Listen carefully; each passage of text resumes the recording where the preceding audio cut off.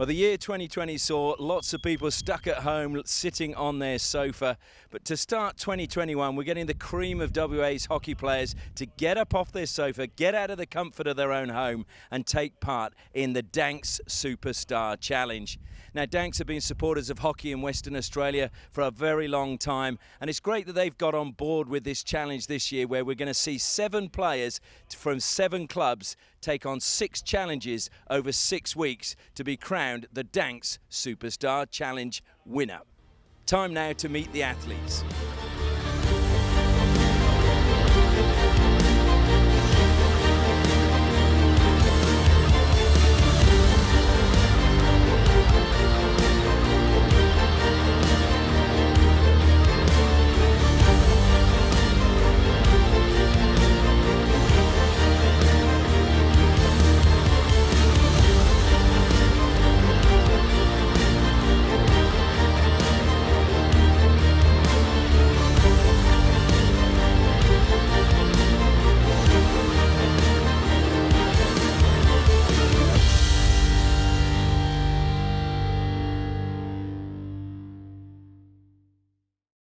As we know, in 2020, our competitors were enjoying the comfort of their Danks sofas at home.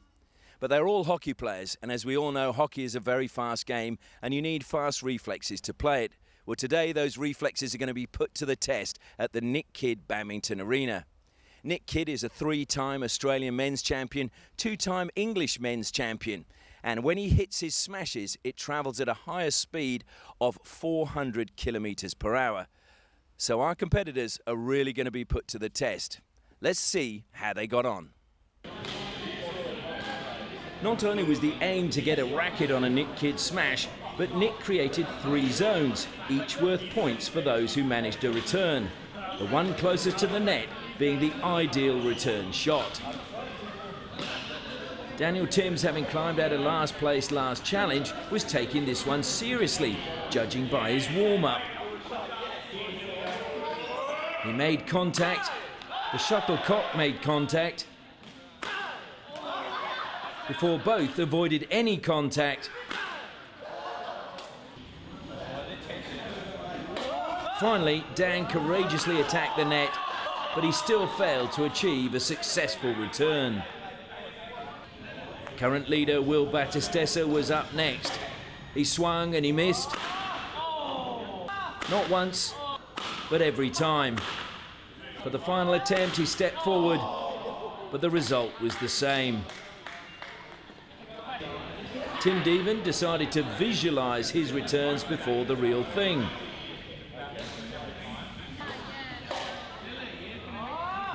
Then opted for a backhand return before switching to the forehand and making contact. But still no return over the net was achieved. Frank Reynolds assumed a cricket stance, and it looked as if it was going to pay dividends.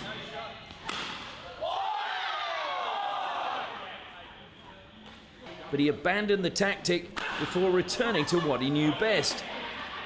And it brought him immediate success, and he was now in the lead.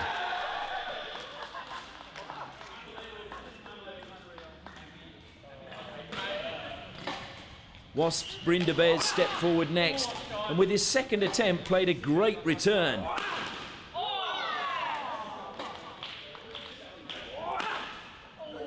Could he repeat it?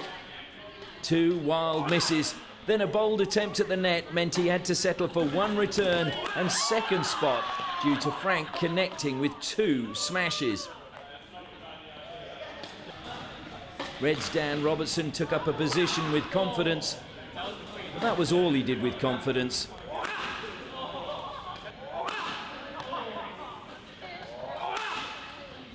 As the pace proved too much for the Reds man, missing all 5 attempts.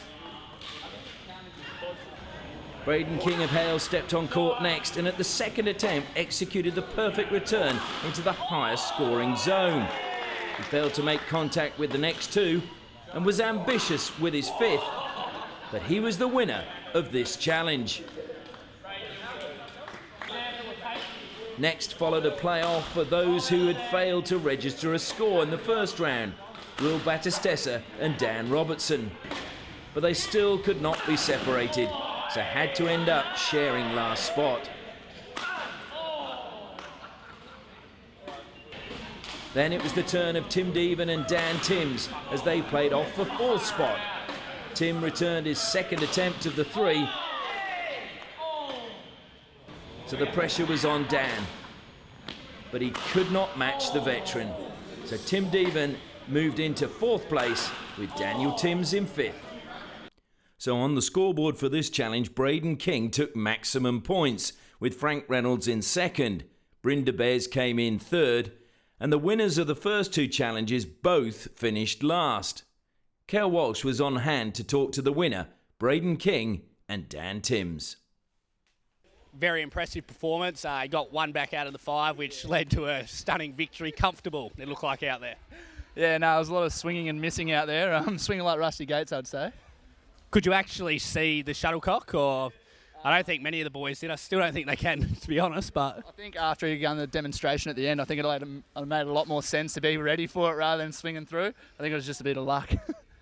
Yeah, it looked like a fair bit of luck going on over there. Do you have any advice for the other boys looking at them playing at the back here? I think they'd better stay out there for a few more hours and keep practicing.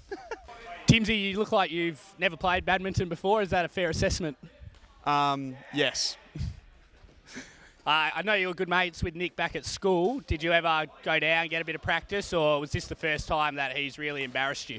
I'm going to say no, because it would be a poor reflection on him if anyone found out that he'd given me any sort of coaching advice.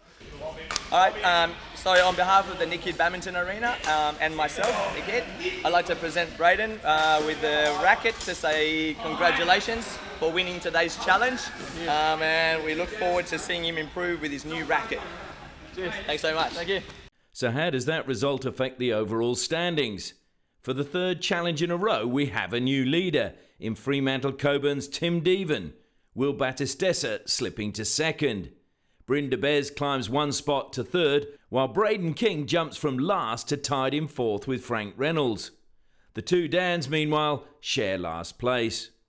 With just 3 points separating the top 5, the next challenge could prove vital as we head back inside for another social challenge.